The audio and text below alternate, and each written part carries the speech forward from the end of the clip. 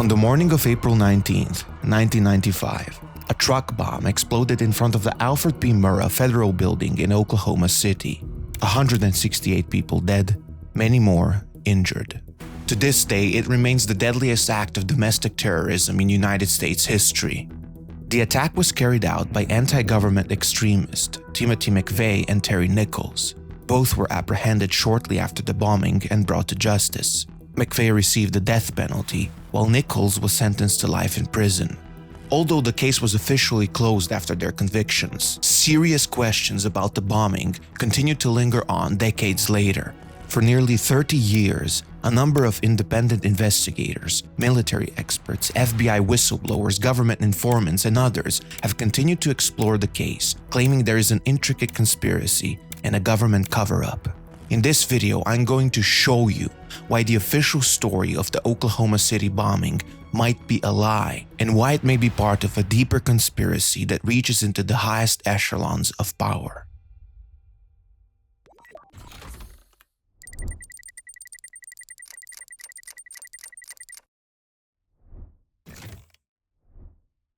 To understand why the official narrative might be a fabrication, we first have to look at what that narrative is. According to the official story, the main conspirators were Timothy McVeigh, considered the mastermind of the bombing, and his accomplice, Terry Nichols. A third man, Michael Fortier, was also charged along with them, but his role was relatively minor and insignificant in the context of the conspiracy. McVeigh and Nichols met in 1988 during basic training at Fort Benning while serving in the United States Army. After forming a friendship in the military, McVeigh and Nichols discovered they shared strong anti-government beliefs and white supremacist views. McVeigh later mentioned two famous events that radicalized him and deepened his hatred towards the government. The first event was the 1992 standoff at Ruby Ridge, where federal agents surrounded the remote Idaho cabin of Randy Weaver, who had missed a court date on firearms charges. The siege lasted 11 days and ended with the deaths of Weaver's wife, son, and dog, all shot by FBI snipers. This incident sparked nationwide outrage and deeply impacted Timothy McVeigh. The second, and perhaps even more influential event, was the 1993 Waco siege. This involved a lengthy standoff between federal agents and a religious sect known as the Branch Davidians, led by David Koresh. It ultimately ended in a fire during a federal assault, killing Koresh and 75 others, including many women and children. McVeigh was profoundly disturbed by this event. He even traveled to Waco during the siege. These two incidents convinced McVeigh that the US government was overstepping its authority and using violence to suppress the rights of the citizens. He believed that federal agents behaved like soldiers on a battlefield, and that an attack on a federal building is equivalent to striking their command center. As a former Army sergeant and a Gulf War veteran, McVeigh had the skills and experience to act on his beliefs. Together with Nichols, McVeigh began planning his act of retribution. Initially, they considered targeting specific federal agents or politicians, but later concluded that bombing a federal building would send a stronger, more public message. They chose the Alfred P. Murrah Federal Building in Oklahoma City because it housed multiple federal law enforcement agencies, including the FBI, ATF, and DEA. Over the year leading up to the attack, McVeigh and Nichols gathered or stole materials needed to construct a bomb, storing them in a rented shed. The bomb was made using ammonium nitrate and was designed to be placed in a Ryder rental truck. In the days leading up to the bombing, McVeigh checked into the Dreamland Motel in Junction City, Kansas. The following day, he rented a Ryder truck under the alias Robert D. Kling, a name inspired by the Klingons from Star Trek. On April 17 and 18th, McVeigh and Nichols retrieved the bomb components from storage and assembled the device at Geary Lake State Park. Around 9 a.m. on April 19, 1995, Timothy McVeigh drove the Ryder truck towards the Alfred P. Murrah Federal Building in downtown Oklahoma City. Inside the truck was a powerful homemade bomb, and with it, McVeigh carried an envelope containing pages from the Turner Diaries, a fictional novel in which white supremacists ignite a revolution by bombing the FBI headquarters at 9:15 a.m. using a truck bomb. He allegedly chose the date intentionally. It was the second anniversary of the end of the Waco siege and also the anniversary of the battles of Lexington and Concord, the events that sparked the American Revolution. McVeigh parked the truck in a drop-off zone directly beneath the building's daycare center, exited the vehicle, locked it, and walked away. At 9:02 a.m., he detonated the bomb.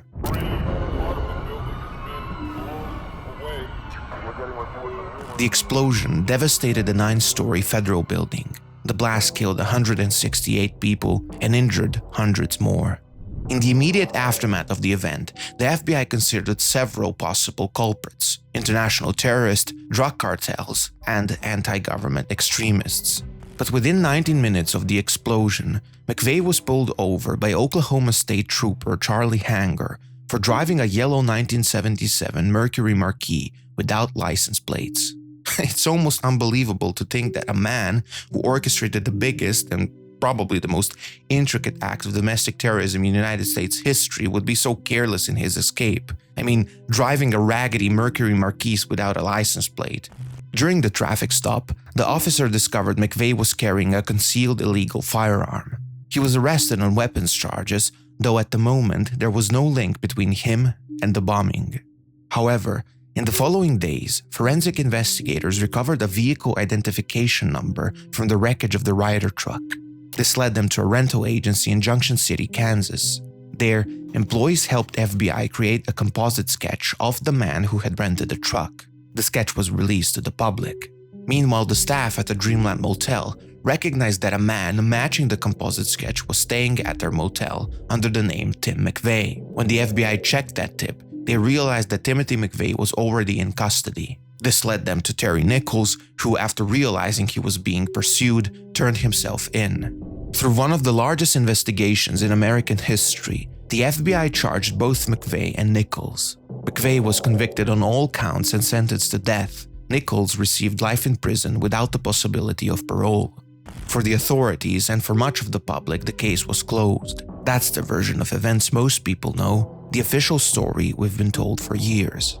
But the possible real story behind the Oklahoma City bombing is far darker. And this isn't the kind of theory peddled by fringe lunatics. This one has been fueled by serious investigators with credible findings. And what they've uncovered may point to a conspiracy that reaches into the deepest points of American power.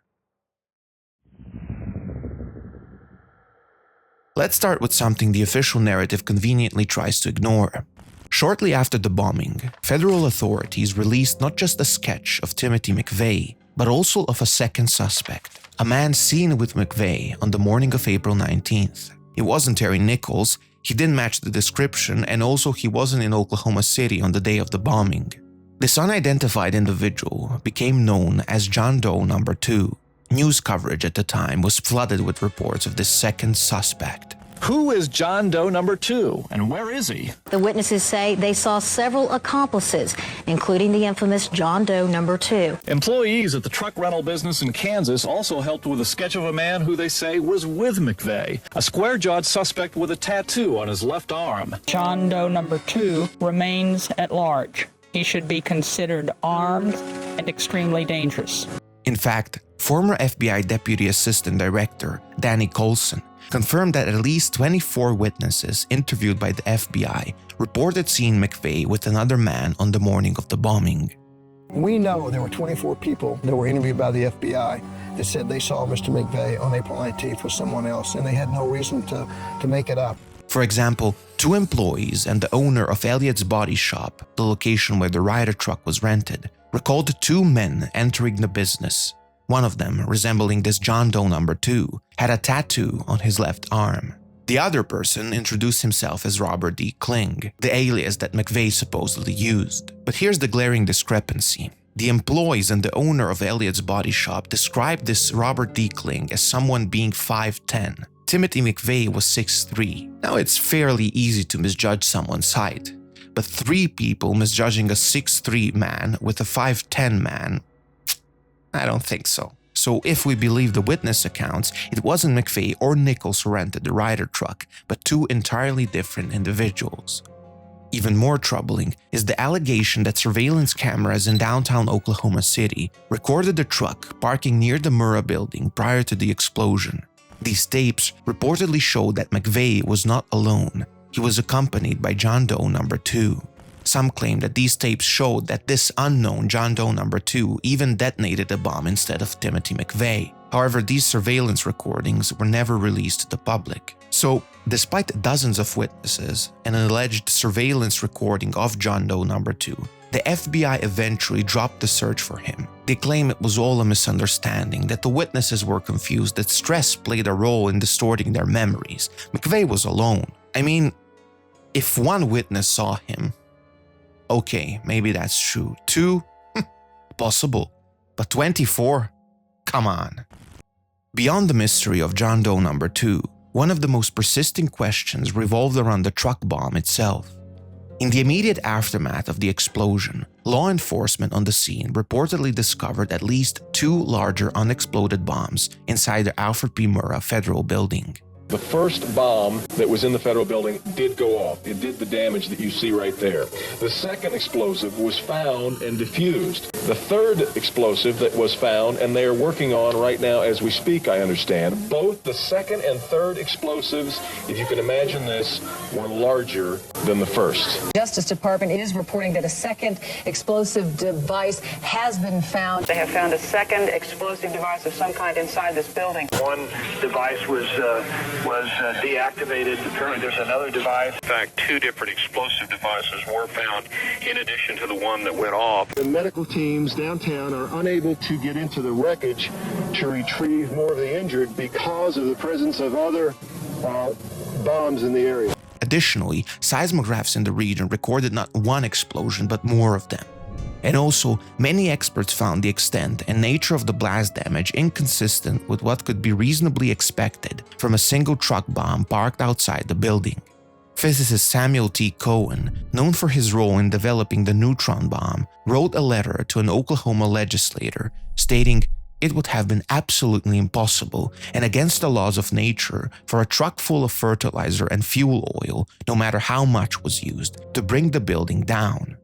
On May 17, 1995, retired U.S. Air Force Brigadier General Benton Key Parton sent a report to every member of Congress. In it, he asserted, "When I first saw the pictures of the truck bomb's asymmetrical damage to the federal building, my immediate reaction was that the pattern of damage would have been technically impossible without supplementary demolition charges placed at key structural columns."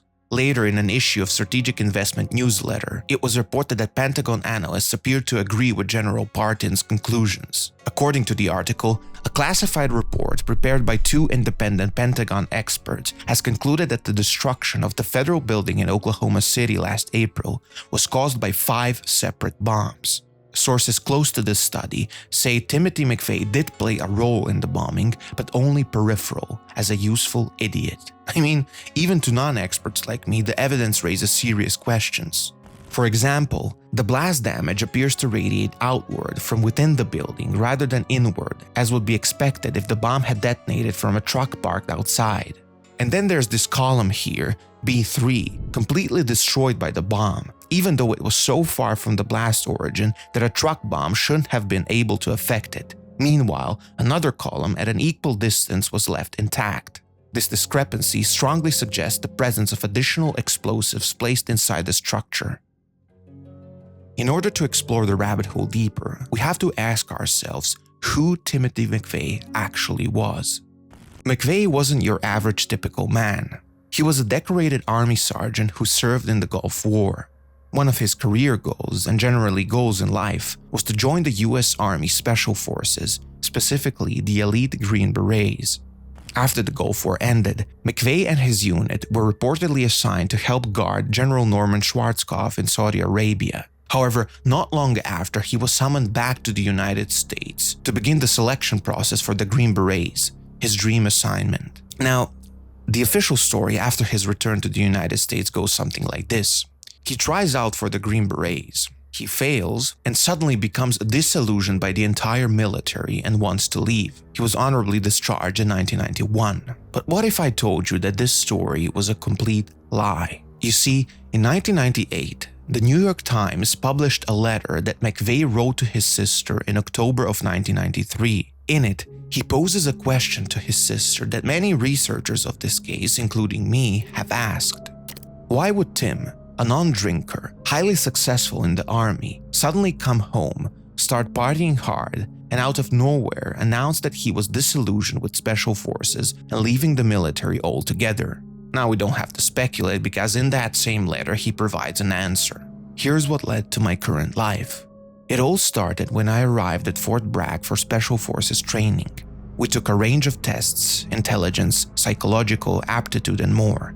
Out of a group of 400 one day, 10 social security numbers were called. Mine was one of them. The 10 of us were told that out of the select group of 400, we had scored highest on certain tests. We had been selected because of our intelligence, physical makeup, and physical abilities. We were to feel special, part of a handpicked group.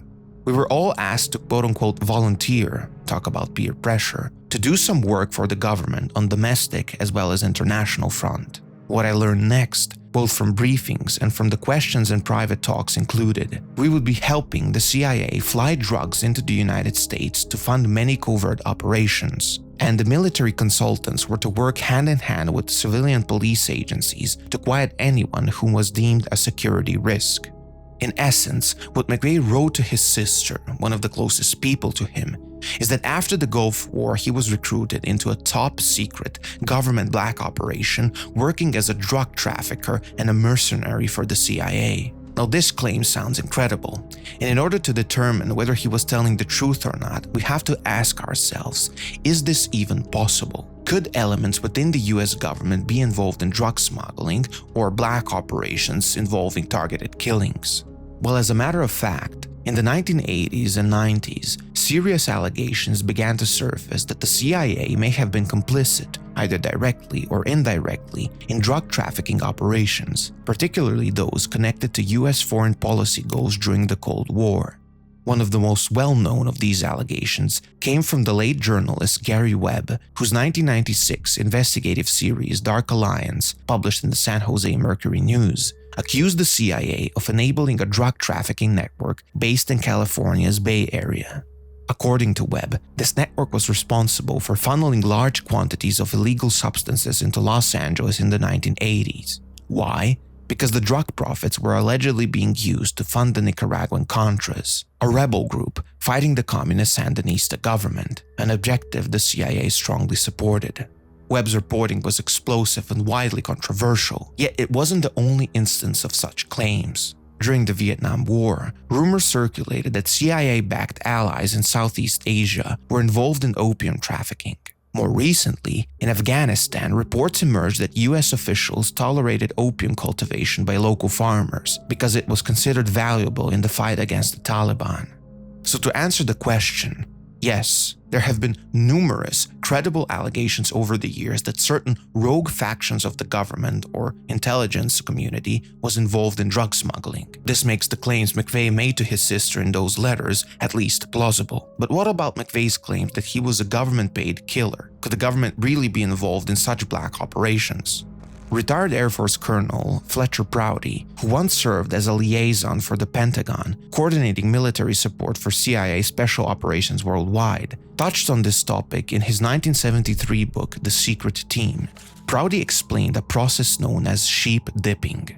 Sheep dipped is an intricate army device process by which a man who is in the service as a full career soldier or officer agrees to go through all the legal and official motions of resigning from the service. Then, rather than actually being released, his records are pulled from the Army personnel files and transferred to a special Army intelligence file. Substitute, but nonetheless real-appearing records are then processed and the man leaves the service. He is encouraged to write to friends and give a cover reason why he got out. He goes to his bank and charges card services and changes his status to civilian, and does the hundreds of other official and personal things that any man would do if he really had gotten out of the service. Meanwhile, his real army records are kept in secret, but not forgotten. Could this be what happened to Timothy McVeigh? Was the former decorated Gulf War sergeant sheep-dipped and reassigned to black operations? Well, according to the official story, no, Timothy McVeigh left the army in 1991, but that's exactly what the sheep-dipping process means to achieve. And if you dig deeper, there are cracks in his official story. In 2007, Terry Nichols, McVeigh's convicted co-conspirator, gave a sworn deposition to attorney Jesse Trentadue. In it, Nichols stated, "In December of 1992, Timothy McVeigh told me that while he was serving in the United States Army, he had been recruited to carry out undercover missions." Nichols continued, "Crucial parts of this terrorist act remain hidden from the American people, especially the identities of others unknown." He also mentioned that during the planning, there was a shift in the target of the bombing, and that McVeigh was visibly furious about it. Nichols then dropped a bombshell. In what I believe was an accidental slip of tongue, McVeigh revealed the identity of a high-ranking FBI official who was apparently directing McVeigh in the bomb plot. The name McVeigh let slip was Larry Potts, lead FBI agent at Ruby Ridge. McVeigh said he believed Potts was manipulating him and forcing him to go off-script, which I understood meant to change the target of the bombing.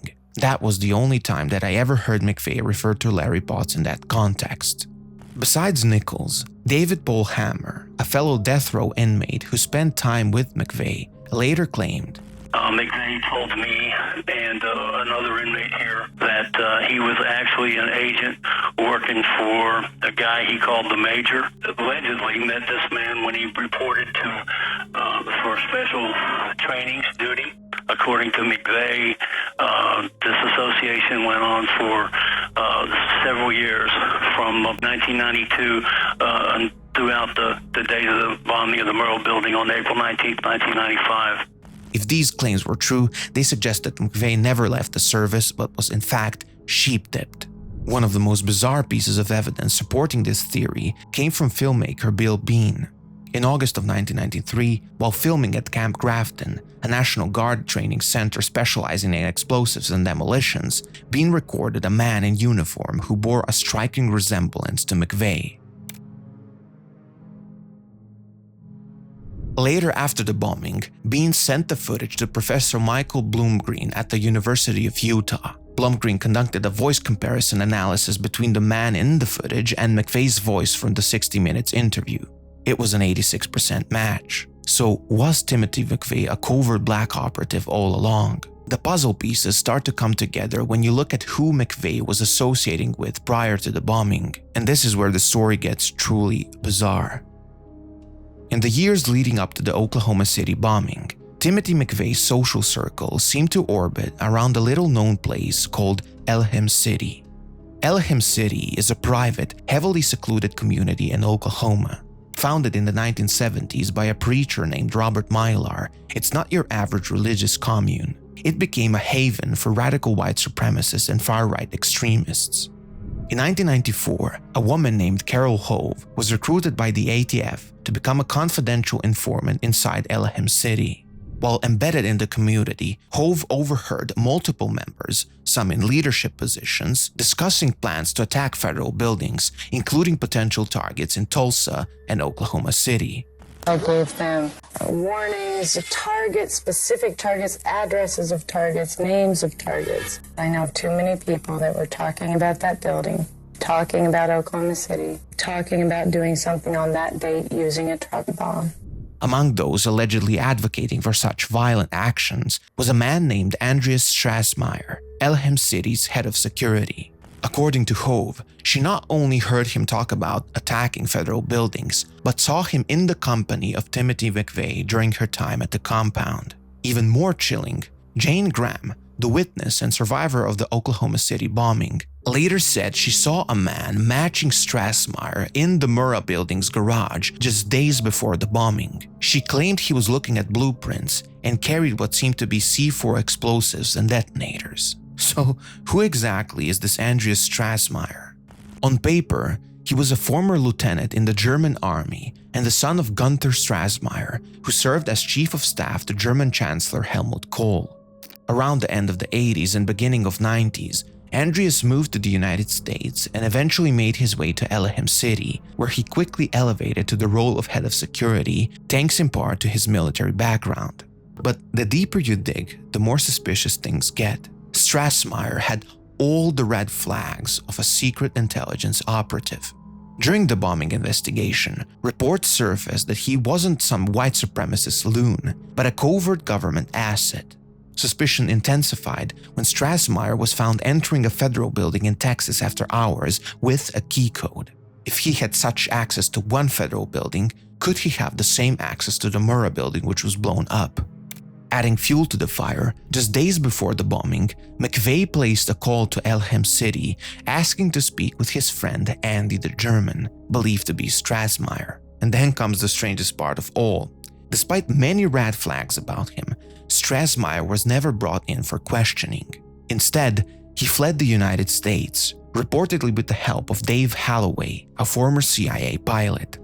So, my question is, how does someone who is apparently very close to Timothy McVeigh, someone who was named by an ATF informant as a possible terrorist, and someone who is apparently seen at the Murrah building garage days before the bombing, just walk away? But the story unfortunately gets even darker. Andreas Strassmeyer wasn't the only Elham City individual linked to the Oklahoma City bombing.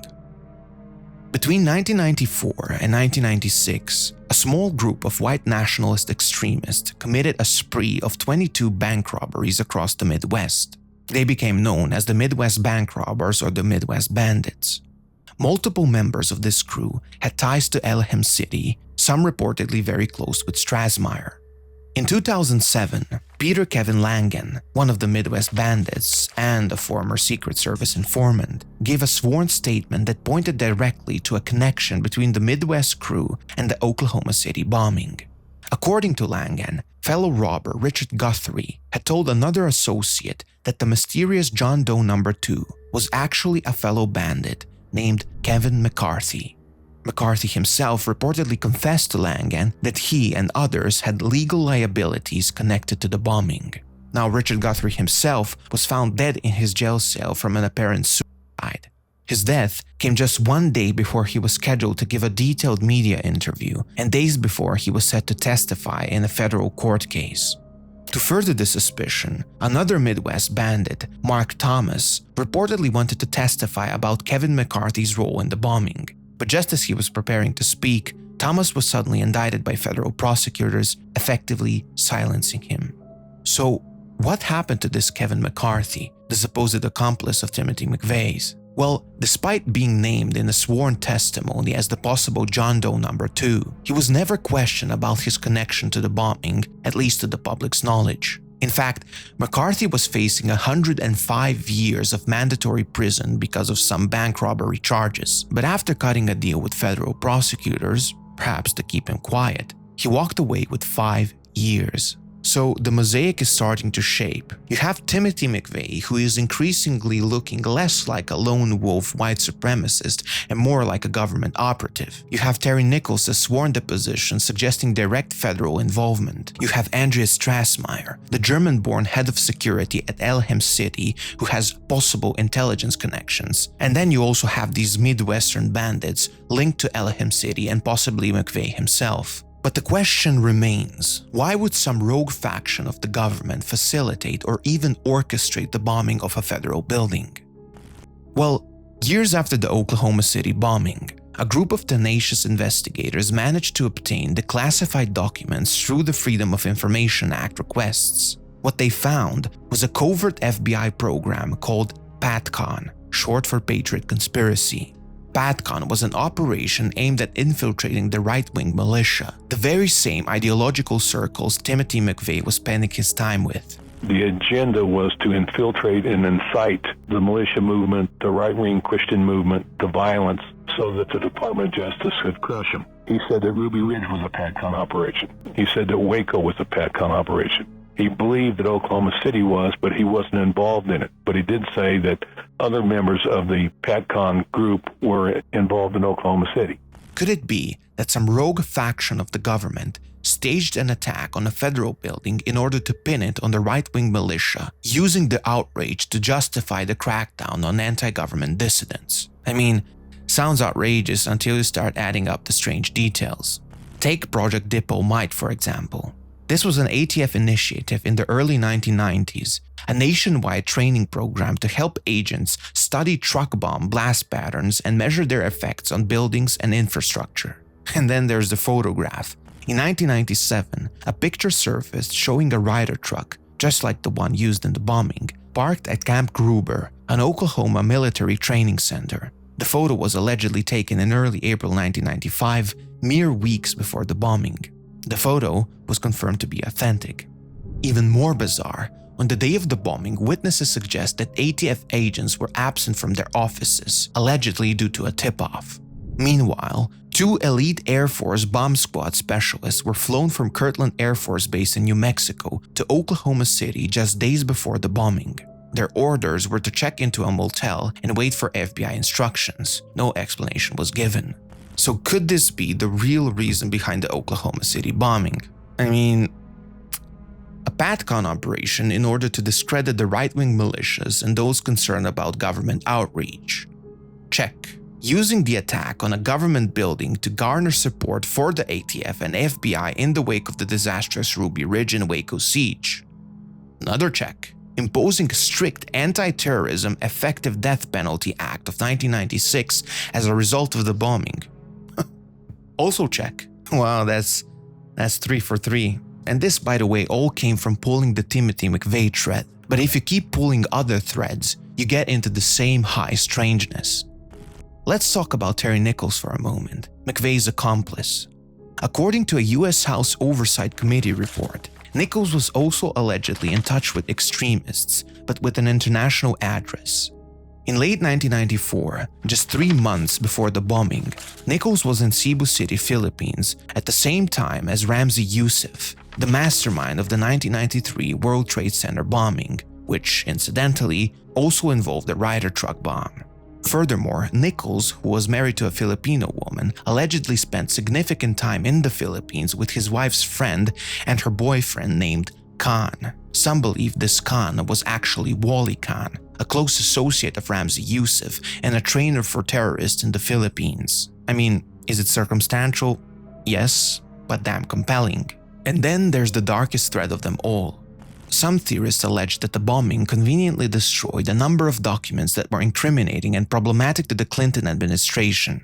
Documents relating to the Whitewater investigation in Arkansas, a corruption case implicating the Clintons, as well as the documents relating to the whole drug operation in Mena, Arkansas that was supposedly connected to the Clintons. You know, that good old smuggling operation that was funding the Contras and that McVeigh was recruited to be a mercenary and drug trafficker for. Yeah, so those documents got blown away too. I mean, at this point, some dumb conspiracy theorists would say it's obvious that Timothy McVeigh, this highly successful, highly decorated Gulf War sergeant, was recruited to be part of a top-secret government black operations, and who eventually, on the orders of who knows who, blew up a federal building that housed the documents that investigated the very same drug operation he was part of. And of course, they used the right-wing militia as a patsy and also to discredit them. Again, that's what a dumb conspiracy theorist would say.